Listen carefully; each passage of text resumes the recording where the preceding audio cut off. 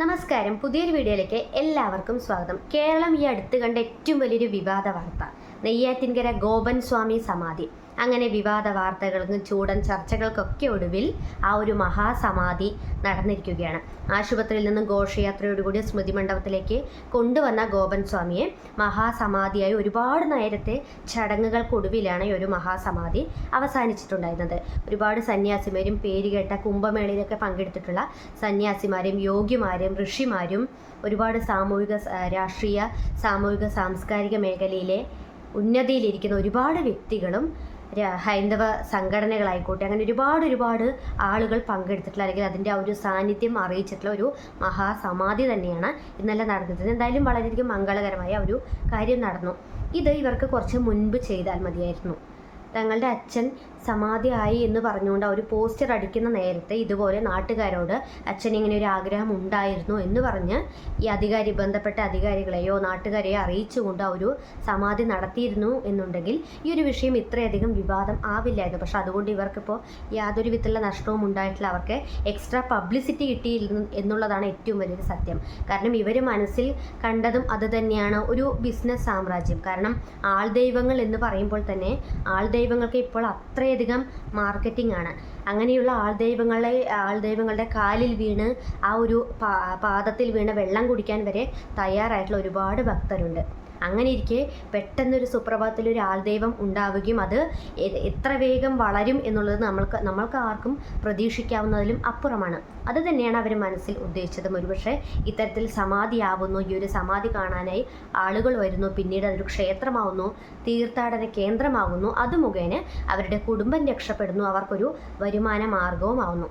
ചുളുവിൽ സമ്പന്നനാകാനുള്ള ഏറ്റവും വലിയൊരു പോംവഴി അത് തന്നെയാണ് ഗോപൻ സ്വാമി എന്ന് പറയുന്ന ഒരു വ്യക്തിയുടെ കുടുംബം തിരഞ്ഞെടുത്തത്. അത് അരിയാഹാരം കഴിക്കുന്ന ഏത് വ്യക്തികൾക്കും മനസ്സിലാകാം. അത് അവരുടെ വിശ്വാസം, എന്ത് വേണമെങ്കിലും അവർ ചെയ്തോട്ടെ.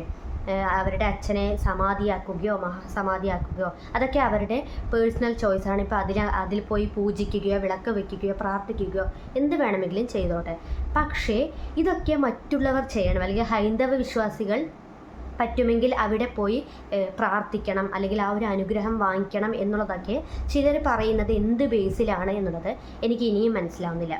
ഫോർ എക്സാമ്പിൾ, ഞാൻ ആദ്യം തന്നെ രാഹുൽ ഈശ്വർ എന്ന് പറയുന്ന വ്യക്തി ഒരുപക്ഷെ കഴിഞ്ഞ ദിവസം ഒരു ചാനൽ ചർച്ചയിൽ വന്നിരുന്ന് പറഞ്ഞ കാര്യം നിങ്ങൾ കുറച്ച് പേരൊക്കെ കണ്ടിട്ടുണ്ടാവുമല്ലോ. അദ്ദേഹം പറഞ്ഞത് പറ്റുമെങ്കിൽ നിങ്ങൾ അവരുടെ വീട്ടുകാരോട് മാപ്പ് പറയണം. അതുപോലെ തന്നെ അവരുടെ ആ ഒരു ഗോപൻ സ്വാമിയുടെ സമാധി മണ്ഡപത്തിൽ പോയി അദ്ദേഹത്തിൻ്റെ അനുഗ്രഹം വാങ്ങി അദ്ദേഹത്തിൻ്റെ ആ ഒരു പ്രാർത്ഥിക്കണം എന്ന കാര്യം കൂടി പറയുന്നുണ്ട്. അത് എന്തിനാണ് എന്നുള്ളതാണ് ഞാൻ ചിന്തിക്കുന്നത്. ഞാൻ ആദ്യം വിചാരിച്ചത് രാഹുൽ ഈശ്വർ എന്ന് പറയുന്ന ഒരു വ്യക്തി അത്യാവശ്യം എഡ്യൂക്കേറ്റഡ് ആയിട്ടുള്ളൊരു വ്യക്തിയാണ്, വിദ്യാഭ്യാസത്തിൻ്റെ ക്വാളിറ്റി അദ്ദേഹത്തിൽ ഉണ്ട് എന്നുള്ളതാണ് പേഴ്സണലി എനിക്ക് തോന്നിയൊരു കാര്യം. പക്ഷേ ആ ഒരു ചാനൽ ചർച്ചയിൽ വന്നിരുന്ന അദ്ദേഹം പറഞ്ഞ കാര്യം കേട്ടപ്പോൾ തന്നെ ഇദ്ദേഹം എന്താണ് ഈ പറഞ്ഞ് അല്ലെങ്കിൽ പടച്ചു വിടുന്നത് എന്നുള്ളതാണ് ഞാൻ സത്യത്തിൽ ആലോചിച്ചത്. അവരുടെ മക്കൾക്ക് വേണമെങ്കിൽ അതിൽ പ്രാർത്ഥിക്കുകയോ വിളക്ക് വയ്ക്കുകയോ പൂജ ചെയ്യുകയോ മാലയിടുകയോ എന്ത് വേണമെങ്കിലും ചെയ്തോട്ടെ. പക്ഷേ മറ്റുള്ള ഹൈന്ദവ വിശ്വാസികളും അവിടെ പോയി പ്രാർത്ഥിക്കണം എന്നുള്ളൊരു നെഗറ്റീവ് മെസ്സേജ് എന്തിനാണ് ഒരു സൊസൈറ്റിയിലേക്ക് പടച്ചു വിട്ടുകൊണ്ടിരിക്കുന്നത്? ഇപ്പോൾ രാഹുൽ ഈശ്വർ മാത്രമല്ല മറ്റൊരുപാട് ആളുകളും ഇത്തരത്തിൽ പറഞ്ഞുകൊണ്ടിരിക്കുന്നത്. ഒരുപക്ഷെ ഇവരുടെയൊക്കെ ഉള്ളിലുള്ള ആ ഒരു സ്ട്രാറ്റജി എന്താണ്, അത് എന്തുകൊണ്ടാണ് ഇവർ ഇത്രയധികം ഈ ഒരു മഹാസമാധി ആക്കണം എന്ന് പറഞ്ഞ് വാശി പിടിച്ചത് എന്നുള്ളത് എല്ലാവർക്കും മനസ്സിലാക്കാവുന്ന ഒരു കാര്യമേ ഉള്ളൂ. പക്ഷേ അത് എനിക്കിപ്പോഴും ഈ ഒരു മഹാസമാധിയാക്കി, പക്ഷെ അത് എനിക്കിപ്പോഴും അങ്ങോട്ട് ഡൈജസ്റ്റ് ആയിട്ടില്ല.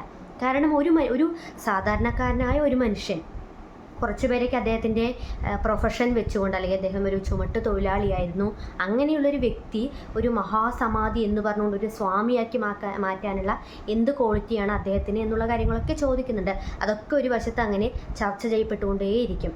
പക്ഷേ ഒരു സാധാരണക്കാരനായ ഒരു മനുഷ്യനെ ഈ ഒരു മഹാസമാധി എന്നുള്ള ഇത്രയും വലിയൊരു പദവി കൊടുക്കേണ്ട എന്തെങ്കിലും ആവശ്യമുണ്ടായിരുന്നു, അല്ലെങ്കിൽ അത് ചെയ്തത് എനിക്കിപ്പോഴും അത് ഉൾക്കൊള്ളാനായിട്ട് സാധിച്ചിട്ടില്ല. പക്ഷേ ഇതിപ്പോൾ ഞാൻ വീണ്ടും ആവർത്തിക്കുന്നു, അതവരുടെ മക്കളുടെ പേഴ്സണൽ ചോയ്സാണ്, അവരുടെ ആഗ്രഹമായിരിക്കാം, അതങ്ങ് നിറവേറിക്കോട്ടെ. പക്ഷേ മറ്റുള്ളവർ എല്ലാവരും ആ ഒരു അന്ധവിശ്വാസത്തെ അല്ലെങ്കിൽ അതിനെ ഫോളോ ചെയ്യണം എന്നുള്ള ടോക്സിക് മെസ്സേജ് ദയവ് ചെയ്ത് ഇനിയും ആരും പടർത്താതിരിക്കുക. പ്രത്യേകിച്ച് ഇവരൊക്കെ ഇതുപോലെ വന്ന് പറഞ്ഞുകൊണ്ടിരിക്കുന്നത് ആ ഒരു സ്മൃതി മണ്ഡപം സന്ദർശിക്കണം, അവിടെ പോയി പൂജ ചെയ്യണം, അല്ലെങ്കിൽ അതിൽ പ്രാർത്ഥിക്കണം എന്നുള്ളതൊക്കെ. ഒരു ആത്മാവ് വിട്ടുപോയ ഒരു ശരീരം, ആ ഒരു ശരീരത്തിൽ എന്തെങ്കിലും എനർജി ഉണ്ട്. ഇപ്പോൾ അവരുടെ മകൻ തന്നെ പറയുന്നുണ്ട്, അച്ഛൻ ഈശ്വരനുമായിട്ട് കണക്ഷൻ ഉണ്ടാക്കണം എന്നുള്ളൊരു ആഗ്രഹം ഉണ്ടായിരുന്നു. അതാണ് സത്യത്തിൽ ഇവിടെ സംഭവിച്ചിരിക്കുന്നത്, ബ്രഹ്മത്തിൽ ലയിച്ചു എന്നുള്ള കാര്യമൊക്കെ. അപ്പോൾ ഒരു വ്യക്തിക്ക് അത്തരത്തിൽ എന്തെങ്കിലും എനർജി ഉണ്ടായിരുന്നു, അല്ലെങ്കിൽ അദ്ദേഹത്തിന് ഏതെങ്കിലും രീതിയിലുള്ള മാന്ത്രിക ശക്തി ഉണ്ടായിരുന്നു എന്നുണ്ടെങ്കിൽ, ഇതുപോലെ എല്ലാ മനുഷ്യരിലും ഒരുപാട് മാന്ത്രിക ശക്തി ഉണ്ടാകുമായിരുന്നു. അങ്ങനെ മാന്ത്രിക ശക്തിയുള്ള ആളുകൾക്ക് എന്തുകൊണ്ട് നമുക്ക് കൊറോണ വന്നു, നിപ്പ വൈറസ് എങ്ങും പടർന്നു, അതുപോലെ തന്നെ അടുത്ത് തന്നെ പ്രളയം വന്നു, ഒരുപാട് ഉരുൾപൊട്ടലും ഭൂമി കുലുക്കവും എല്ലാം സംഭവിച്ചു. ആ സമയത്ത് ഈ പറയുന്ന മാന്ത്രിക ശക്തിയുള്ള ആൾ ദൈവങ്ങളും അല്ലെങ്കിൽ ഇത്തരത്തിലുള്ള എനർജിയുള്ള വ്യക്തികളൊക്കെ എവിടെ പോയി?